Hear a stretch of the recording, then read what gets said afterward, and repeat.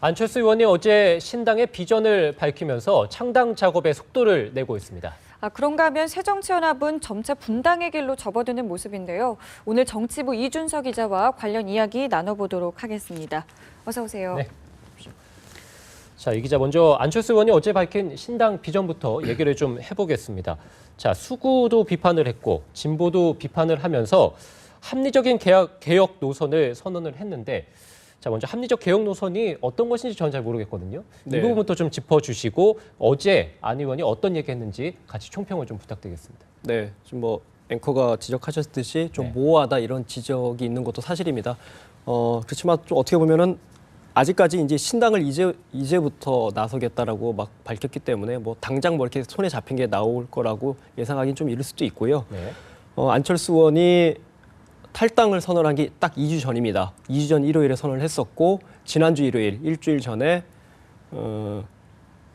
신당을 창당하겠다라고 공지를 했었고요. 바로 어제 일요일마다 지금 기자회견을 하고 있는데 바로 어제는 신당의 비전을 밝혔습니다.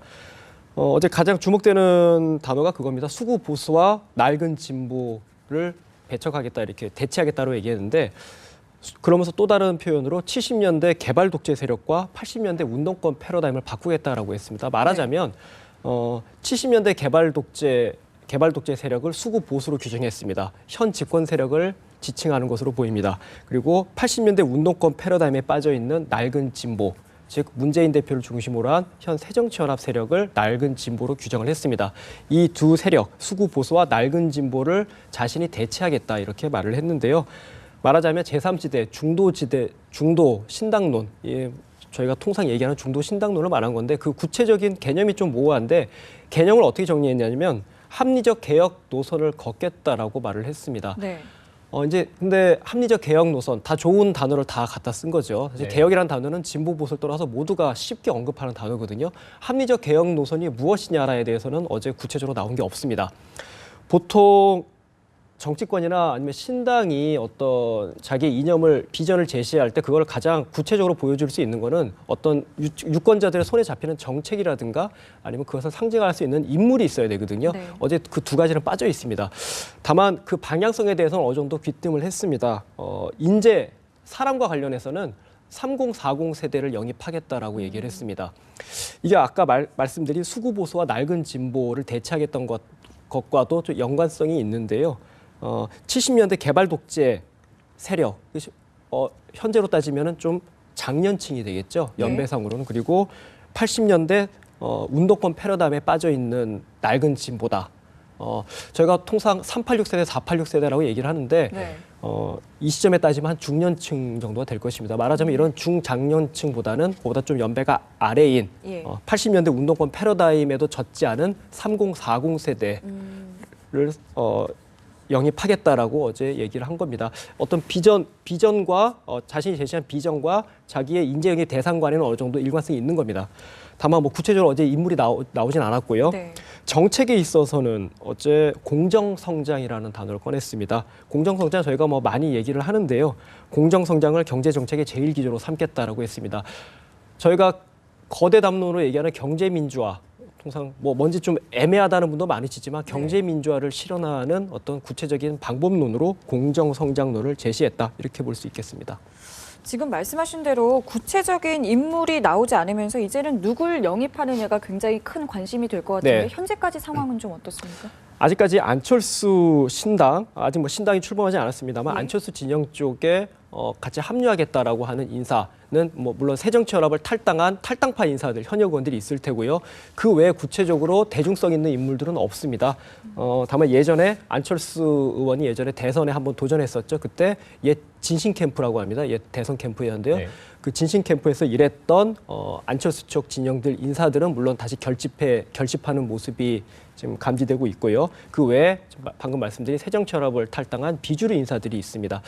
다만 좀 상징성 있는 인물이 과연 누가 나타날 수 있겠느냐. 예전에 소위 뭐 저희가 흔히 비교하기를 3, 4년 전에 박근혜 비대위원장이 할 때 뭐 김종인, 이상돈, 이준석 이렇게 내세웠다시피 새 인물을 누굴 내세우냐에 있어서는 아직 안철수 진영에서는 아직 뾰족히 나오는 게 없고요.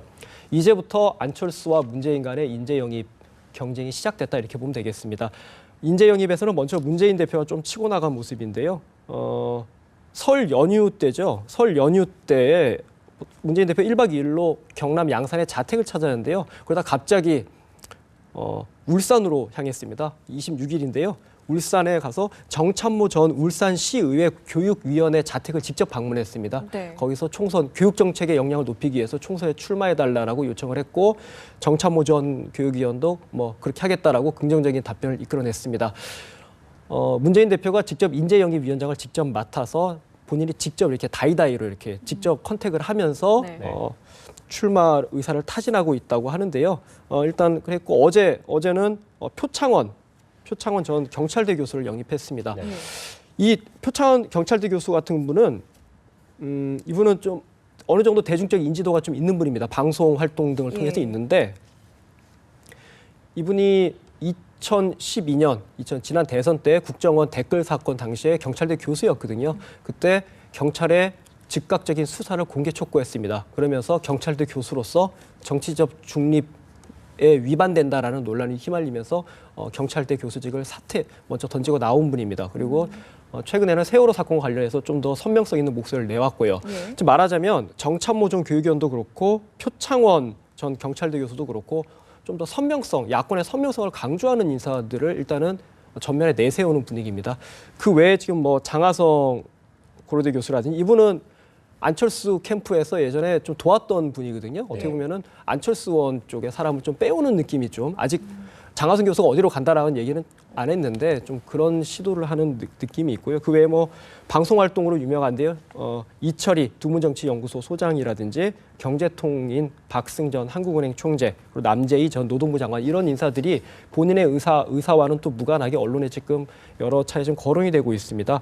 어제 문재인 대표가 중도로 확장하는 영입을 하겠다라고 얘기를 했는데요. 말하자면 선명성 있는 제가 지금 말씀드린 표창원 전 교수라든지 정참모 전 위원 같은 경우는 좀 선명성이 강하고요. 네. 여기뿐만 아니라 중도 지정까지 좀 넓게 스펙트럼을 잡고 인재 영입을 하는 모양새다 이렇게 볼 수 있는데요. 또 하나 좀 지적하고 싶은 부분은 안철수 의원도 마찬가지고 문재인 대표도 마찬가지인데 말은 중도로 확장하겠다라고 얘기를 하지만 네. 실제로 이게 정치적 레토릭에 끝나지 않고 좀 효과를 내려면 실제 인물을 데리고 와야 됩니다. 네. 좀 어떻게 보면 보수성이 있는 좀 개혁적인 보수성이 있는 인사들까지 어떻게 포섭하느냐 이 부분인데 이 부분이 전제되지 않는다면 결국 야권 진영 내에서 서로 간에 나눠 먹는 어떤 그런 제로섬 네. 게임밖에 될 수밖에 없다 이런 지적도 있기 때문에 이 부분은 좀 경청할 필요가 있을 것 같습니다. 네, 뭐 지금 말씀하신 것처럼 인재 영입이 계속되고 있고 또 탈당도 가속화되고 있지 않습니까? 일단은 네. 호남 광주가 움직이고 있는 모습인데, 자 비주류의 수장격이죠. 김한길 의원의 탈당이 임박했다는 소식도 좀 들려오고 있는데 어떻습니까?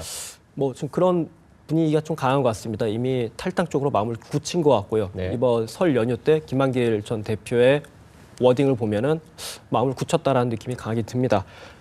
설 연휴 때 의원회관에 나왔는데요. 그때 의원 기자들에게 꽃가마를 타고 나가야겠냐 이런 말을 했습니다. 당장 나가라는 얘기죠. 지금 당이 어수선하지만 뭐 그런 거 따지지 말고 나가라는 얘기인데 네. 이미 사태를 강하게 압박하고 있고요. 호남권에서 꽤 지지세가 있는 것으로 보이는 박지원 전 원내대표도 탈당 쪽으로 거의 마음을 굳힌 모습입니다. 이 두 분이 나가게 될 경우에 현역 의원들, 새정치연합 현역 의원들이 얼마나 같이 따라 동반 이탈할 것이냐 이 부분이 관건인데 한 20여 명 정도가 같이 나가지 않겠느냐 이런 관측이 나오고 있습니다. 다만 그 결행하는 타이밍은 언제냐 그 네. 부분은 아직은 조금 더 시간을 재고 있는 것 같습니다. 연말이냐 내년 연초까지냐 보고 있는 것 같고요. 야권 안팎에서는 일단 어느 정도 분당의 규모가 문제겠지만 어느 정도 분열은 불가피한 게 아니냐 이런 분위기로 흐르고 있습니다. 네. 자, 이제 이런 가운데 조금 전에 이제 문재인 대표가 입장 표명을 했습니다. 어떤 내용들이 나오는지 좀 소개해 주시죠. 예, 뭐 김한길 전 대표나 이를 포함해서 탈당이 임박했다 그건 제가 방금 말씀드렸고요. 예. 그렇다 하더라도 최대한 그 파장을 줄여야 되는 게 뭐 남아 있는 새정치연합으로서의 할 일일 텐데요.